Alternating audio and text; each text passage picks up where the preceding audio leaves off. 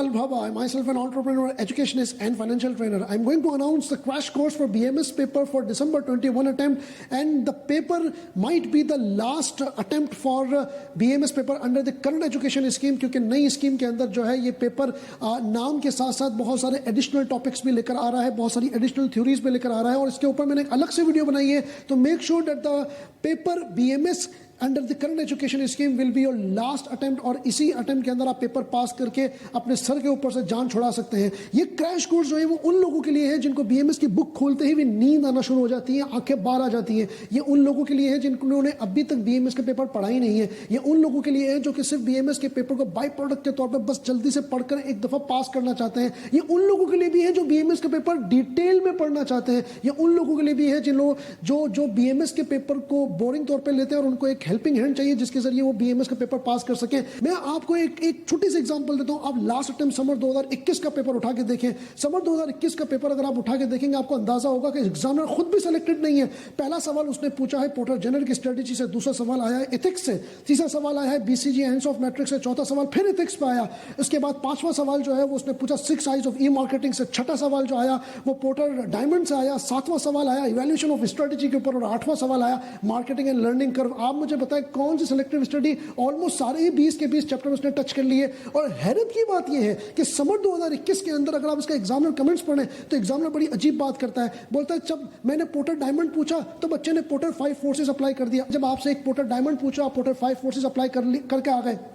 आप यकीन करें अगर आप पोर्टर डायमंड की जगह पेस्टल अप्लाई करते हैं ना मार्क्स नहीं करते. क्यों? क्योंकि पोर्टर डायमंड और पेस्टल दोनों मैक्रो को डील करती हैं, जबकि पोर्टर 5 फोर्सेस इंडस्ट्री को डील करता है, इंडस्ट्री लाइफ साइकिल इंडस्ट्री को डील करती है. तो अगर आपसे एक्स पूछा गया और आपने वाई लिख दिया तो एग्जामिनर की जो है वो तपेगी और उसकी तपी. कहने का मेरा मतलब आपको सिर्फ और सिर्फ ये है कि पेस्टल जब पूछा गया तो पोर्टर डायमंड अप्लाई कर सकते हैं, पोर्टर डायमंड जब पूछा गया तो पेस्टल अप्लाई एप्लीकेबल है. लेकिन जब आप इसको पोर्टर 5 फोर्सेस पर लेकर आ गए तो आपका व्यू ही चेंज हो गया. दूसरी एग्जाम्पल मैं आपको देता हूं जो कि एग्जामिनर के हमें उससे पता चली. वो कहता है बच्चे को यही नहीं पता कि क्वेश्चन मार्क और स्टार में क्या फर्क है. क्यों? क्योंकि वो सिलेक्टिव स्टडी कर रहा है. तीसरी बात मैं आपको बताऊं 6 आइज ऑफ ई-मार्केटिंग के अंदर बच्चे को यही नहीं पता कि इंडिविजुअलाइजेशन और इंटरएक्टिविटी में क्या फर्क है. आप ये सोचें ये कितनी बड़ी आप लोगों ने सिलेक्टिव स्टडी करके एग्जामिनर को जो है वो हिलाया है. और यकीन करें कि एग्जामिनर ये कहता है कि पिछले अटेम्प्ट के मुकाबले में ये परफॉर्मेंस इंप्रूव हुई है. यानी कि पहले 33% बच्चा फेल हुआ था, अब जो है वो 32% बच्चा फेल हुआ है. लेकिन इस इंप्रूवमेंट को इंप्रूवमेंट इसलिए नहीं कह सकते. क्यों? क्योंकि ये 39% फेलियर रेशो से उठकर 32 पर आया है. तो आपने नेगेटिव से ही थोड़ा बहुत पॉजिटिव किया, उसके अलावा आपने कुछ किया नहीं है. सर अब आप मुझे बोलेंगे कि सर ये देखें ना ये बात तो आप समर 21 की है, आप विंटर 20 उठाएं. विंटर 20 के अंदर तो एग्जामिनर और खतरनाक बात करता है.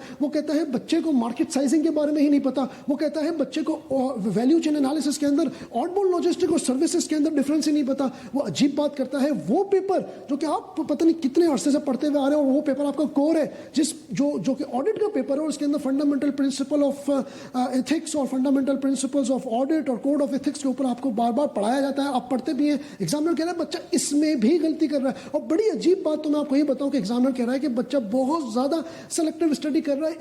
इवन एंड्स ऑफ मैट्रिक्स के अंदर लो कॉस्ट स्ट्रेटेजी और नो फ्रिल के अंदर भी फर्क कर नहीं पा रहा. सर मैं कुछ फीचर्स बता दूं इस जो क्रैश कोर्स हम अनाउंस कर रहे हैं. इस क्रैश कोर्स का सबसे बड़ा फीचर तो ये कि रिकॉर्डेड लेक्चर्स है. हम रिकॉर्डेड लेक्चर्स कम से कम बड़ी जो है वो 30+ इसमें कॉन्सेप्चुअल रिकॉर्डेड लेक्चर्स है. उसमें 15 ऐसे लेक्चर्स हैं जो कि सिर्फ पास पेपर्स के ऊपर, इवैल्यूएशन के ऊपर और एनालिटिकल होंगे, जो कि आपके पास पेपर्स जो कि आपसे हटकर जो पास पेपर्स जो मेरे खुद के बनाए हुए क्वेश्चन है उनके ऊपर मैंने डीप ड्रिलिंग की है और उसकी एनालिसिस करी है. उस 15 वीडियोस के अंदर सिर्फ और सिर्फ आपको यही मिलेगा. 30 कॉन्सेप्चुअल रिकॉर्डेड लेक्चर्स और 15 लगभग 15 जो है वो पास पेपर्स के ऊपर है. तो कम से कम ये 45 के करीब बन जाते हैं. उसके अलावा लाइव सेशंस, उसके अलावा चैप्टर वाइज MCQs हमारी एप्स के ऊपर. उसके अलावा जो है वो हमने ई टाइपिंग मॉड्यूल बनाया हुआ है कि अगर आप ऑनलाइन भी जा रहे हैं तो आप अपनी टाइपिंग करके अपनी प्रैक्टिस कर सकते हैं.